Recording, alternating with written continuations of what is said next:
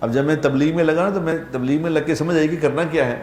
تو میری بیٹی تھی چھوٹی سی, 7 سال کی بیٹی تھی میری, تو میں نے اس کو نماز پہ جب کہا کہ اٹھو بیٹا نماز پڑھا کرو, تو میری بیوی اس وقت دین پہ نہیں لگی تھی, تو اس نے مجھے کہنے لگی کہ تو ایڈا ظالم بن گیا مولوی ہو کے, یعنی وہ بچے کو تم 7 سال کے بچے صبح چھوٹی سی بچی رات کو سوئی صبح اٹھا رہے ہو سو.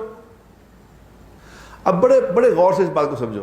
اب وہ 7 سال کے بچے کو نماز کے لیے اٹھانے پہ تیار نہیں ہے, لیکن 6:30 بجے اس کو اسکول بھیجنے کے لیے کس طرح اس کو اٹھایا جا رہا ہے.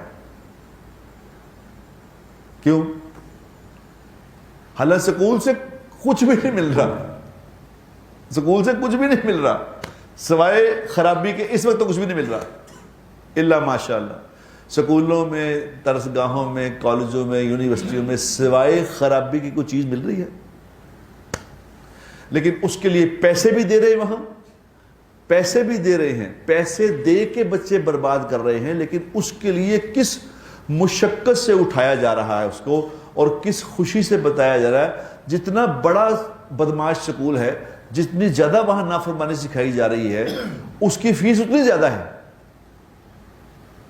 کیوں کہ جی یہاں بچوں کو بدماشی سکھائی جاتی ہے, اس کی فیس زیادہ ہے, اس کی فیس زیادہ ہے. اور مائیں بیچاریاں, بے عقل مائیں, وہ خوش ہو کے بتا رہی ہوتی ہیں یہ تو آپ کو پتہ ہے یہ تو کہاں پڑھتا ہے میرا بیٹا میری بیٹی. اس کو عزت کے طور بتایا جاتا ہے کہ یہ لرننگ الائنس میں پڑھتا ہے بچہ, آپ کو پتہ ہے یہ لرننگ الائنس سے تباہ ہو رہا ہے. لیکن کوئی کسی کو کہو کہ اس کو نماز پہ کھڑا کرنا, تو کہتے ہیں لے بچہ ہے. اور 7 سال کے بچے کو نماز پہ کھڑا کرنے کے لیے تیار نہیں ہے, 2.5 سال کے بچے کو سکول میں داخل کرانا. 2.5 سال کا نہ بچہ بولنا آتا ہے, نہ اسے ابھی ٹوائلٹ کا پتہ ہے, باتھ روم جانا ہے نہیں آنا اس کو. وہ میرا ایک جانے والا کہنے لگا میں اپنے بچے کو یہاں لے گیا, یہی سکول پتہ نہیں کیا نام تھا اس کا, لرننگ بربایت کے کیا, وہ اس میں لے کے گیا. اس نے کہا جی آپ کا بچے, آپ کی بیٹی کی عمر 2.25 سال ہو گئی, یہ اوور ایج ہو گئی.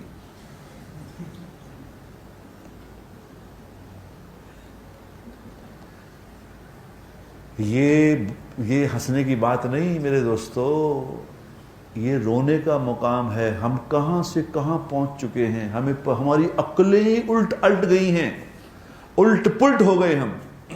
جو کرنا تھا اس کو پیچھے ڈال دیا ہے, جو نہیں کرنا اس کو کر کے خوش ہو رہے ہیں.